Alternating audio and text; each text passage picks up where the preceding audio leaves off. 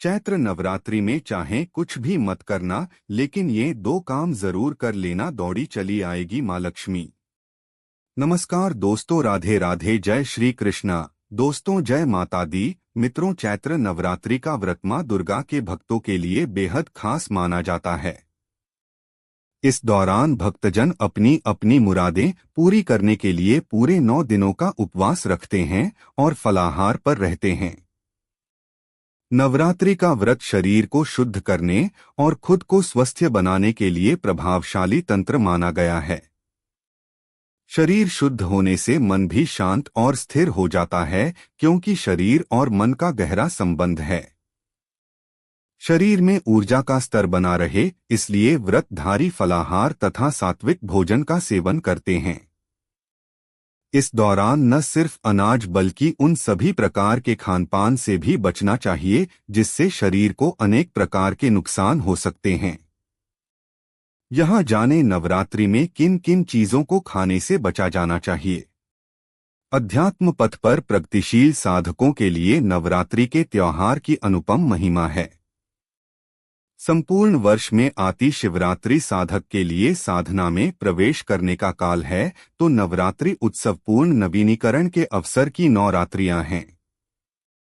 प्रसिद्ध ज्योतिषाचार्य बता रहे हैं कि नवरात्रि महत्वपूर्ण क्यों है और हम इसका लाभ कैसे उठा सकते हैं। नवरात्रि व्रत का मूल उद्देश्य है इंद्रियों का संयम और आध्यात्मिक शक्ति का संचय। वस्तुत नवरात्र अंत शुद्धि का महापर्व है। आज वातावरण में चारों तरफ विचारों का प्रदूषण है। ऐसी स्थिति में नवरात्र का महत्व और भी अधिक बढ़ जाता है। अपने भीतर की ऊर्जा जगाना ही देवी उपासना का मुख्य प्रयोजन है। चैत्र नवरात्र से नववर्ष के पंचांग की गणना शुरू होती है। चैत्र नवरात्र का धार्मिक दृष्टि से खास महत्व है, क्योंकि चैत्र नवरात्र के पहले दिन आदिशक्ति प्रकट हुई थी और देवी के कहने पर ब्रह्मा जी को सृष्टि निर्माण का कार्य शुरू किया था। इसलिए चैत्र शुक्ल प्रतिपदा से हिंदू नववर्ष शुरू होता है। नवरात्रि का आध्यात्मिक महत्व। सर्दी और गर्मी की ऋतुओं का मिलन काल आश्विन और चैत्र मास में जिन दिनों आता है, वे नवरात्रि कहलाते हैं। उन दिनों शरीर, मन और प्रकृति के विभिन्न घटकों में विशेष रूप से उल्लास भरा रहता है। वातावरण में विशिष्टता व्याप्त रहती है। शरीर दबे हुए रोगों को निकालने का प्रयास करता है। इसीलिए इन दिनों रोग बढ़ जाते हैं। आयुर्वेद इस अवसर को शरीर शोधन के लिए विशेष उपयोगी मानता है। चैत्र नवरात्र में वसंत होता है। प्रकृति की शोभा देखते ही बनती है। वनस्पतियां नवीन पल्लव धारण करती हैं। प्रकृति का उल्लास अपना प्रभाव समूचे वातावरण पर डालता है। जीवधारियों के मन विशेष प्रकार की मादकता से भर जाते हैं। आध्यात्मिक दृष्टि से मनीषियों ने इन दिनों आत्मा के ऋतुमती होने का आलंकारिक संकेत किया है। उनके अनुसार इन दिनों वह अपने प्रियतम परमात्मा से मिलने के लिए विशेष रूप से आतुर होती है।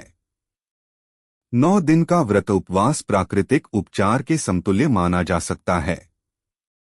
इसमें प्रायश्चित के निष्कासन और पवित्रता की अवधारणा दोनों भाव हैं। नवरात्रि में व्रत का उद्देश्य। नवरात्रि के समय प्रकृति में एक विशिष्ट ऊर्जा होती है, जिसको आत्मसात कर लेने पर व्यक्ति का कायाकल्प हो जाता है। व्रत में हम कई चीजों से परहेज करते हैं और कई वस्तुओं को अपनाते हैं।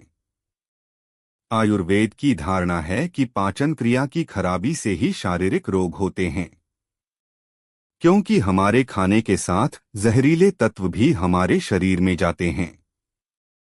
आयुर्वेद में माना गया है कि व्रत से पाचन प्रणाली ठीक होती है।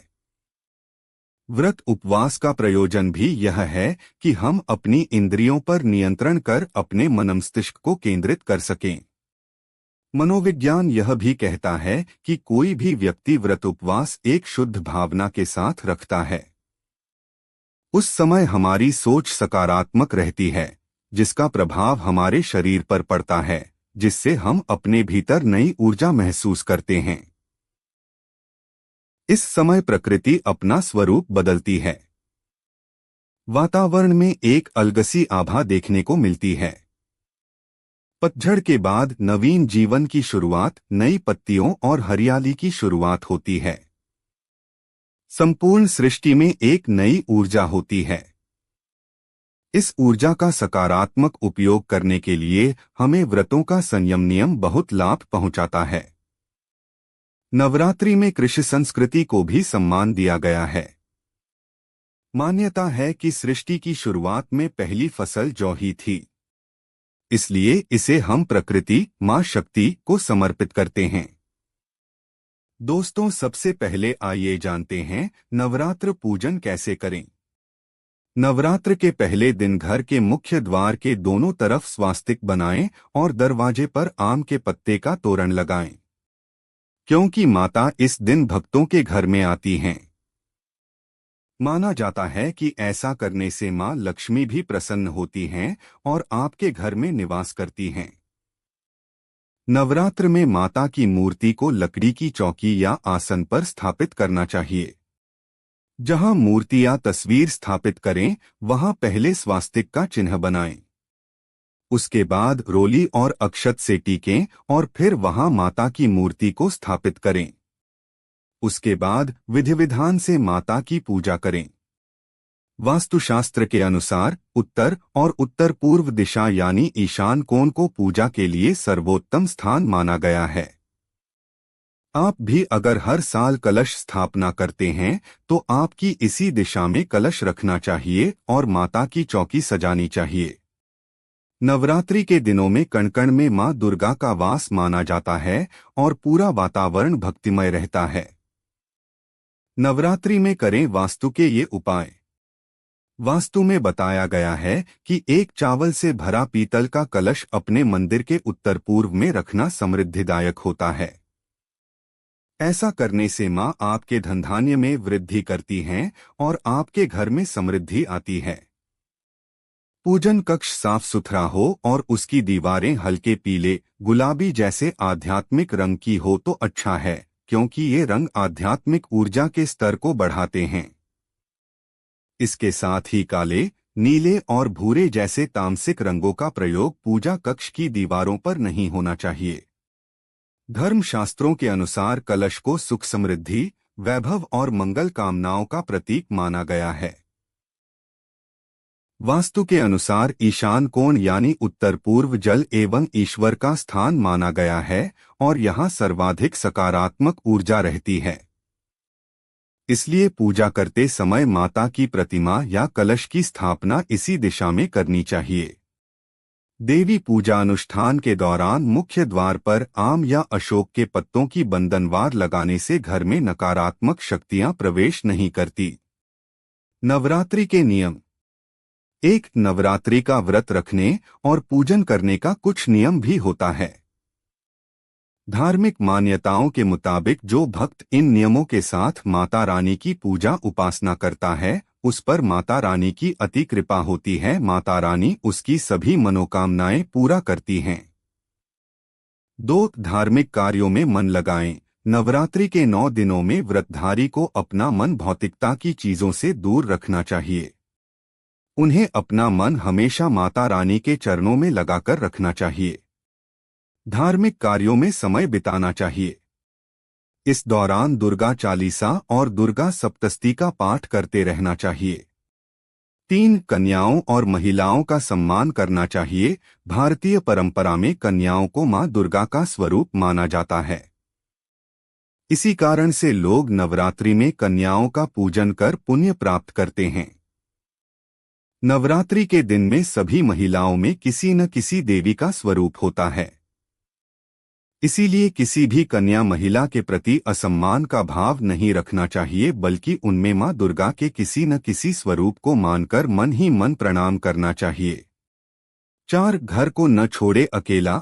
यदि घर में कलश, घट की स्थापना हुई हो या माता की चौकी या ज्योति लगी हो तो किसी न किसी को हमेशा उसके पास रहना चाहिए। इस दौरान घर में किसी एक व्यक्ति का होना जरूरी होता है। व्रतधारी को दिन में नहीं सोना चाहिए।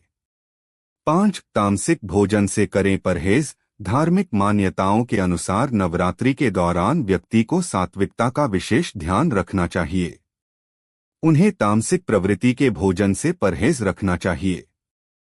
नवरात्रि के 9 दिनों में आहार, व्यवहार और विचार में सात्विकता होनी चाहिए। 6. कामवासना पर रखें नियंत्रण। नवरात्रि के दिनों में कामवासना से मनसा वाचा कर्मणा विरक्त रहना चाहिए। महिला और पुरुष दोनों को ब्रह्मचर्य का पालन करना चाहिए। 7. अनाज का सेवन। गेहूं, चावल, सूजी, बेसन, मकई का आटा, बाजरे का आटा या रागी आदि इन 9 दिनों के दौरान सख्त वर्जित हैं। गेहूं जैसे ग्लूटेन खाद्य पदार्थों से दूर रहकर आप एलर्जी पैदा करने वाले प्रोटीन से बचे रह सकते हैं। 8. नमक का सेवन। इंडियन कुजीन में भारी मात्रा में सोडियम कंटेंट पाया जाता है, जिसे खाने से हाई बीपी और हार्ट अटैक का खतरा बढ़ता है। इन 9 दिनों में सेंधा नमक का ज्यादा उपयोग किया जाता है क्योंकि इसे शुद्ध माना जाता है।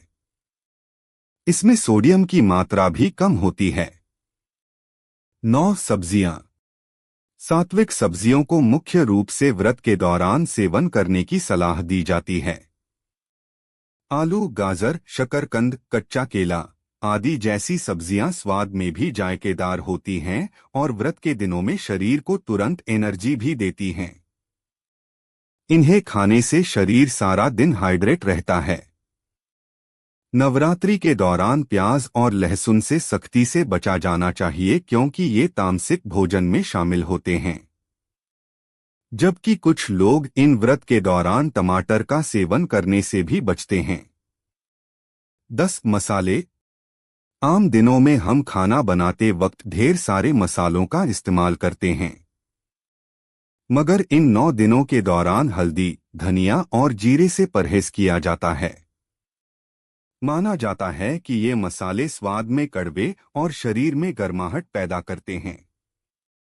हालांकि नवरात्रि में काली मिर्च या लाल मिर्च पाउडर का उपयोग कर सकते हैं। वहीं कई लोग जीरे पाउडर का भी प्रयोग कर लेते हैं।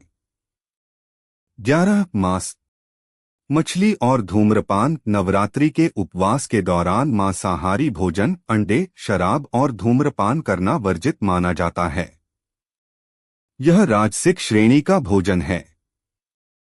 आयुर्वेद के अनुसार मौसम में आ रहे बदलाव को देखते हुए इन चीजों को नहीं खाना चाहिए। इससे शरीर में गर्मी भी बढ़ती है।